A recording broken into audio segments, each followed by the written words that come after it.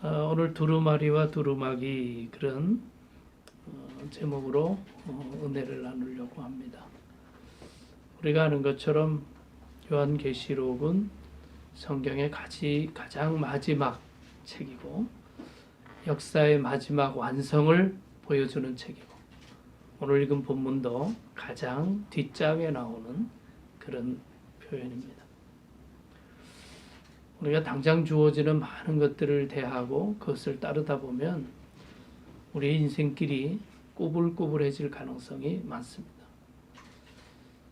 걸어갈 때도 바로 눈앞에 있는 것만 보면서 따라가고 뒤를 돌아보면 그 길이 상당히 꾸불꾸불할 가능성이 많습니다. 먼 데를 바라보고 걸어가면 비교적 바른 길을 걸어가게 되죠. 요한계시록은 그런 의미가 있습니다. 궁극적인 것, 완성의 것, 종말적으로 하나님이 선포하는 것, 그것을 보여주셨어요. 왜냐하면 박해받는 시대였거든요. 예수 믿는 거 숨겨야 되는 시대였거든요. 제대로 믿음에 대해서 표현할 수도 없어서 요한계시록은 상징적인 수를 많이 씁니다. 그런 시대에 하나님께서는 당장 눈에 보이는 현실과 도전만 볼 것이 아니라 이 역사의 완성을 보여주신 것이 요한계시록. 우리가 살아가는 시대는 점점 세대가 빨라집니다마는 끊임없이 변화와 도전, 그 속에 선한 것만 있는 것이 아니라 악한 것들이 훨씬 더 활개치는 시대를 살아갑니다. 이럴 때일수록 우리가 궁극적인 것을 바라보는 것이 필요하다. 제가 이제 8년 전에 저는 한국 들어왔습니다마는 저희 아버님이 한국 들어왔는데 저에게 그런 말씀을 해주셨습니다. 목회를 잘하려고 목회하지 말고 목회를 잘 마치려고 목회해라. 저 나름대로는 목회의 원숙기에 뭔가 해야 되겠다라는 생각을 가지고 한국에 왔는데 목회 잘하려고 하지 마라. 잘 마치려고 목회해라.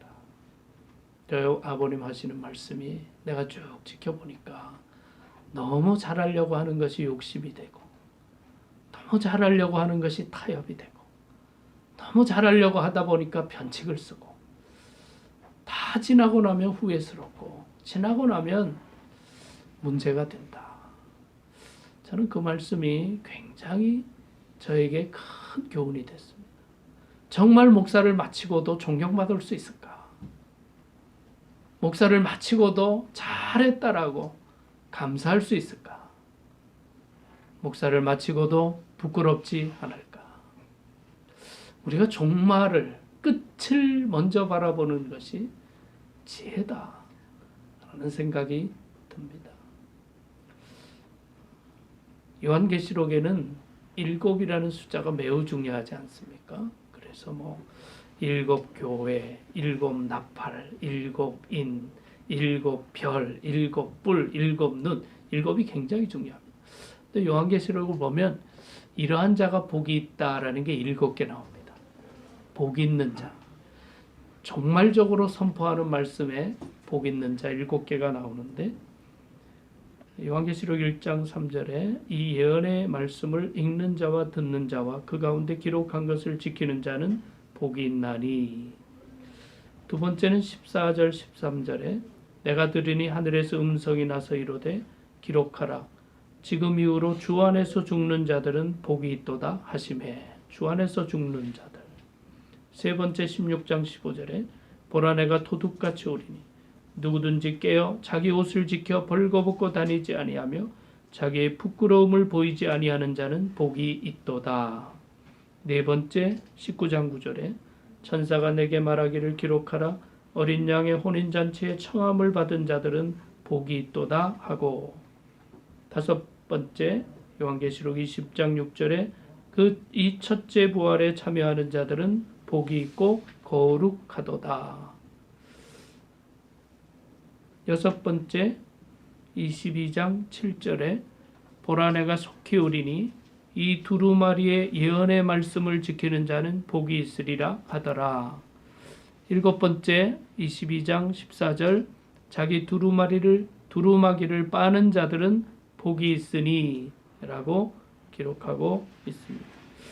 요한계시록 제일 마지막 장에도 두 가지 복이 있는 자를 이야기하고 있죠. 그것이 바로 두루마리와 두루마기입니다. 자, 이 일곱 가지 중요한 복이 있지만 오늘 우리가 이 두 가지만을 잠깐 생각하겠습니다. 두루마리의 예언의 말씀을 지키는 자가 복이 있다. 두루마리를 인봉하지 말라. 그렇게 말씀하고 있습니다. 일곱 가지 복 중에 이 두 가지가 바로 두루마리, 말씀과 관계됩니다. 1장 3절에도 이 예언의 말씀을 읽는 자와 듣는 자와 그 가운데 기록한 것을 지키는 자는 복이 있나니 때가 가까움이라. 역시 우리가 하나님의 말씀을 중요하게 여겨야 된다는 거죠. 두루마리라는 것이 하나님의 말씀을 얘기하는 거 아닙니까? 그러니까 디모데후서 4장에 사도 바울이 순교를 앞두고 디모데에게 겨울전에 어서 속히 너는 내게로 오라 간곡하게 부탁하는 마지막 편지, 거기에도 보면 특별히 책은 가죽 종이에 쓴 것을 가져와 달라 그렇게 이야기합니다. 그것이 두루마리 성경책이죠. 그 옛날에는 우리처럼 편리하게 인쇄된 성경이 없었습니다. 그래서 두루마리에 가죽 종이에 성경을 썼는데 문제는 사도 바울처럼 복음 전하며 다녀야 하는 사람에게 그 분량이 커서 가지고 다닐 수가 없었던 거예요. 그러니까 인생의 마지막 하나님 앞에 가는 그 마지막 순간에 그 오리지널 성경을 좀 가져와 달라는 거죠. 하나님의 말씀이 구절 구절 단어 정확하게 무엇을 이야기하는지, 다만 기억에 의존된, 다만 메모에 의존된 것이 아니라 있는 그들의 말씀을 내가 마지막에 대하고 싶다. 사도 바울의 간절한 소망이 거기에 묻어 나옵니다. 여러분, 여러 가지 변화가 많고 여러 가지 도전 많은 이 시대를 살면서 우리에게 궁극적인 답을 주는 것이 무엇이냐? 유행이 아닙니다. 철학이라는 거 그 시대의 산물 아닙니까? 그것이 어떻게 우리에게 궁극적인 기준이 될 수 있겠습니까?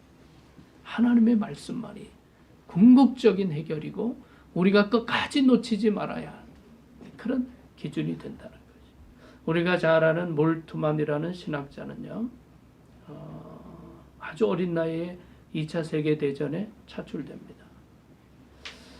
전투에 참여했다가 몰트만은 독일 사람이니까 영국군의 포로가 되었습니다. 3년 동안 벨기에, 스코틀랜드, 잉글랜드 등지의 감옥으로 옮겨 다녔습니다.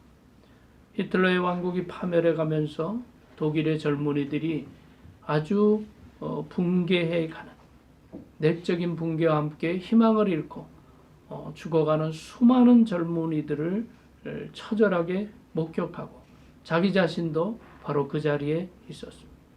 전쟁터에 나갈 때 히틀러가 군인들에게 괴테의 시집과 니체의 책을 주었다고 합니다. 그런 절망의 자리에서 무슨 괴테의 시집, 니체의 책이 아무런 소망을 주지 못하더라. 그 좌절과 절망과 죽음과 그 정말 인생이 무너져 내리는 그 자리에 무슨 시집, 철학이 아무런 도움을 주지 못하더라. 그런 가운데 감옥의 채플린이 준 신약과 시편, 성경을 읽기 시작하면서 그는 하나님을 만납니다. 그 속에서 구원이라는 것을 알게 됐고 참 소망이라는 것을 알게 되었습니다. 철조망을 넘어서 죽음의 세계에서도 하나님은 역시 살아계시고 임재하시고 역사를 운행하신다라는 놀라운 확신을 발견하게 되었습니다. 전쟁 후에 그는 퀀텀 피직스를 공부하려던 그의 계획을 포기하고 신학의 길로 들어갑니다. 그는 세계적인 신학자가 되었습니다. 그의 신학을 한마디로 희망의 신학이라고 부르는 데는 바로 거기에 있습니다. 죽음, 절망, 살인, 아무런 소망이 없는 암흑 가운데서도 그 자리를 넘어서 역사하시는 하나님, 그 하나님을 붙들 때 살아갈 가치를 발견하고 인생의 목표를 세울 수 있었던 것, 그것이 바로 올트만 신학의 핵심입니다. 희망이라는 것이죠. 우리가 하나님을 붙들 때 비로소 희망이 생기고, 하나님을 붙들 때 비로소 그곳에서 궁극적인 것들을 찾아낼 수가 있습니다. 제가 미국에서 목회할 때 한국의 초대형 교회 방송실에서 오랜 세월 일하던 분이 미국으로 오셔서 교회로 오셨습니다. 저를 만나서 이야기하면서, 목사님, 저를 꼭 좀 잘 지도해 주십시오. 제가 성경을 하나도 모릅니다. 그래서 왜 성경을 모르느냐? 그분이 그러는 거예요. 한국의 초대형 교회. 저는 목사님 설교를 일주일에도 무지하게 많이 들었습니다.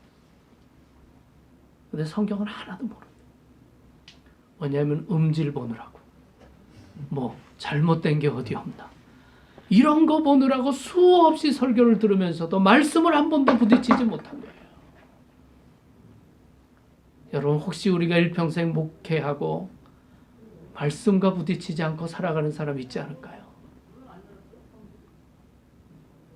우리가 평생 교회 안에 살아가면서 수없는 일을 하면서도 말씀 가운데 역사하시는 하나님을 한 번도 만나지 못하고 살아가는 일이 있지 않을까요? 하나님의 말씀, 단순한 지식이 아닙니다. 하나님의 말씀은 무슨 철학의 신학의 텍스트북이 아닙니다.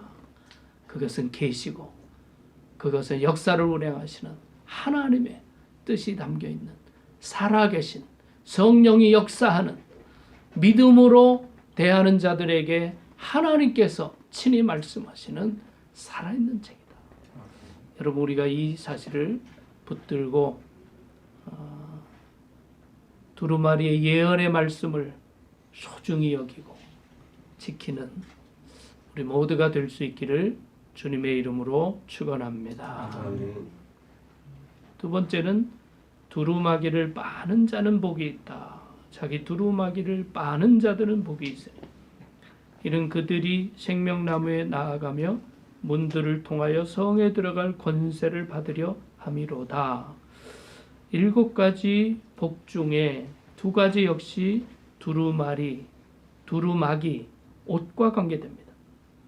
16장 15절에 보라, 내가 도둑같이 오리니 누구든지 깨어 자기 옷을 지켜 벌거벗고 다니지 아니하며 자기의 부끄러움을 보이지 아니하는 자는 복이 있도다. 오늘 본문에 자기 두루마리를 빠는 자들은 복이 있도다 라고 얘기합니다. 두루마기는 믿음을 상징하지 않습니까? 그래서 우리 믿음의 사람들 요한계시록에 흰옷 입은 사람으로 표현합니다. 흰옷을 입었다. 믿음을 상징하는 것이고, 또한 옷이라는 것은 성화를 의미하지 않습니까? 옷이라는 것은 뭐 우리의 부끄러운 부분을 가려주기도 하지만 어떤 경우에 무엇을 입느냐가 중요한 것이죠. 신앙인이 어떤 모습으로 나타나느냐. 그래서 로마서 13장 14절에는 오직 주 예수 그리스도로 옷 입고 정력을 위하여 육신의 일을 도모하지 말라라고 이야기하고 있습니다. 그리스도로 옷 입는다. 흰옷을 입는다. 두루마기를 입는다. 이것이 다 믿음의 표현입니다. 여러분이 모두가, 그리고 한국교회가 이신칭의의 교리에만 묶여 있어서는 안 되는 것이죠. 믿음으로 구원 얻는다는 것은 절대로 포기해서 안 되는 신학적인 명제이지만 그것만 가지고 있으면 어떡합니까? 구원받은 사람이 어떻게 살 겁니까? 한국교회 130년, 선교 130년에 이신칭의만 붙들고 있다면 과연 믿는 사람들의 열매는 무엇이냐? 100년이 더 된 한국교회가 보여주는 모습은 무엇이냐? 우리가 과연 무엇을 입고 있는가? 그리스도로 옷 입고 있는가? 오늘 결론 12절에도 보라, 내가 속히 오리니 내가 줄 상이 내게 있어 각 사람에게 그가 행한 대로 갚아주리라. 행한 대로 갚아주리라. 이것이 바로 야고보서의 고민 아닙니까? 그 초기 교회에도 믿음으로 구원 얻는 것이 너무나 중요한 핵심이지만 그것만 가지고는 안 되니까 행함이 믿음과 함께 가야 된다. 그것을 강조하고 있는 것이 바로 야고보서 아니겠습니까? 여러분 어느 신문에 보니까 우리 한국 병원에서 병이 옮겨서 사망하는 자들이 15,000명쯤 된다고 합니다. 분명한 것은 대한민국에서 가장 병균이 많은 데가 병원이에요. 그런데 병원의 아름다움은 무엇입니까? 그 병을 극복시키고 치유시킨다는 거죠. 그런데 그곳에서 잘 관리하지 못해서 감염이 일어나면 치명적인 것이 되는 것이죠. 미국 병원은 한 3에서 많아야 5% 병원에서 감염이 생기는데 우리 한국은 5에서 10% 정도 감염률이 높습니다. 한국이 그럴 수밖에 없어요. 그럴 수밖에 없습니다. 뭐 아주 쉬운 예로 한국은 간병인들이 막 같이 있지 않습니까? 그럼 당연히 감염이 많이 일어나죠. 그러니까 병원 시스템이 어떻게 돼 있고 병원의 위생 관리를 어떻게 하고 이런 모든 것이 병을 치유해야 되는 곳인데 오히려 감염을 일으킬 수 있다는 거죠. 여러분 교회는 입학 시험이 없잖아요. 뭐 교회 들어올 때 무슨 뭐 특별히 면접이라도 하고 들어옵니까? 오라 누구나 오라. 죄인 누구나 오라는 데 아니에요. 그러면 교인이 모이면 모일수록 문제도 많습니다. 교회의 아름다움은 무엇입니까? 문제 많은 인간이 하나님 만나서 변화되고 성숙해지고 다른 영혼을 돌봐주는 사람으로 변화되어 갈 때 교회 역할을 할 수 있는 것이죠. 이 역할이 없으면 교회는 오면 올수록 오염이 일어나고 오면 올수록 그 속에서 상처받고 떠나가면 다시 불러들이기 힘든 것이 된다는 거예요. 그런 면에서 우리가 두루마리를 중요하게 여기다. 여기 보면 두루마리를 빠는 자는 복이 있다 이렇게 표현했어요. 빤다는 것은 무엇입니까? 회개 아닙니까? 여러분 회개라는 것은 날마다 이어져야 하는 아주 기본적인 신앙생활 아닙니까? 무슨 뭐 엄청난 죄를 저지를 때 회개하는 게 아니거든요. 하나님이 임재 앞에 설 때마다 우리의 삶을 돌아보고 회개하는 것. 그것을 통해서 성화를 이루고 우리의 행실을 보고 하나님께서 축복하실 뿐 아니라 세상 사람들이 하나님을 보게 되는 거죠. 저는 지금 잠실교회에서 우리 대림절만 되면 성탄 문화 살리기 운동을 하고 있습니다. 우리 전교회가 어린아이들과 같이 전교회가 메시지도 공유하고 성탄의 메시지를 주중에 가정에서 하고 그 다음에 지역사회의 모든 계층에게 선행을 베풀고 사랑 나누는 일을 계속하고 있습니다. 제가 한국 돌아보니까 너무 깜짝 놀란 것은 성탄절이 새까맣게 죽었어요. 근데 더 놀란 것은 교회에 빛이 없습니다. 성탄절이면 가장 큰 절기 아닙니까? 전 세계적으로 말하면 종교나 문화를 떠나서 세계적으로 가장 큰 절기가 성탄절이에요.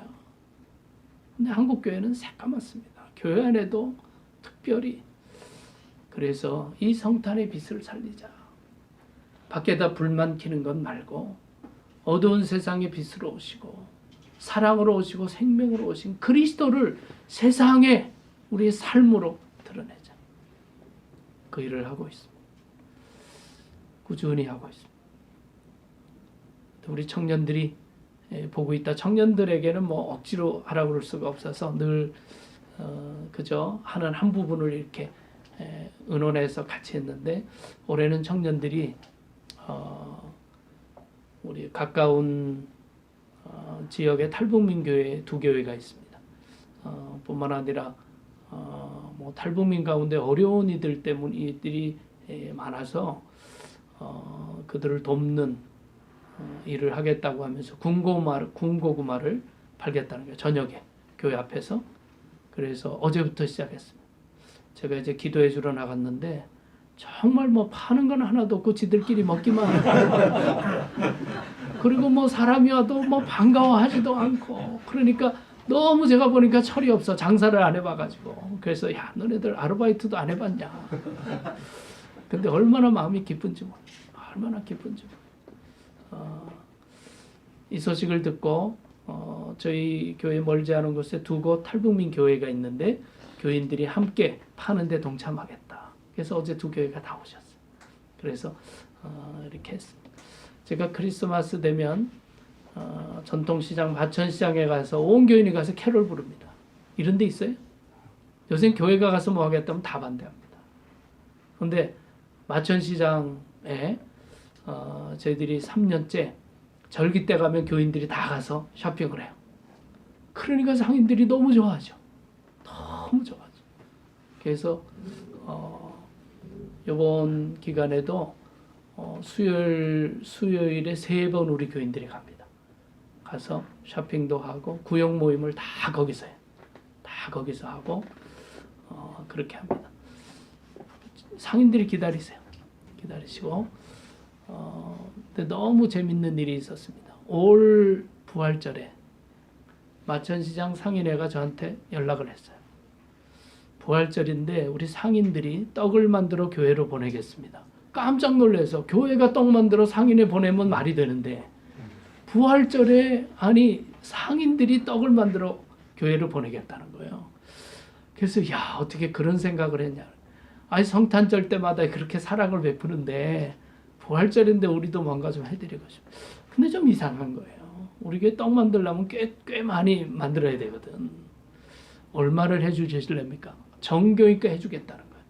아무래도 이상해. 그래서 가까운 권사님 통해서 얼마를 해주려고 한번 물어봐라. 그랬더니 한 가마 해준다 그러는 거예요. 그러니까 이분들이 교회를 안 와봐가지고 쌀 한 가마면 떡 칠한다고 생각하는 거예요. 그래서 권사님 통해서 우리는 10가마 해도 모자랍니다. 그랬더니 너무 죄송해가지고 막 어찌할 바를 몰라요. 그래서 아니라고. 그 마음이 너무 고맙다. 나머지는 우리가 다 낼 테니까 그 떡을 마천시장 떡집에 다 맡기라. 다 맡기라. 그렇게 해가지고 상인회에서 부활절에 떡 얻어먹었다는 거 아니에요. 여러분 이 목회의 재미이기도 한데요. 여러분 우리가 뭔가 사랑을 펴야 됩니다. 우리가 뭔가 사랑을 베풀고 찾아가지 않으면서 왜 세상이 교회를 오해한다고 그러고 그건 아닌 것 같습니다. 우리가 은혜 받았으니까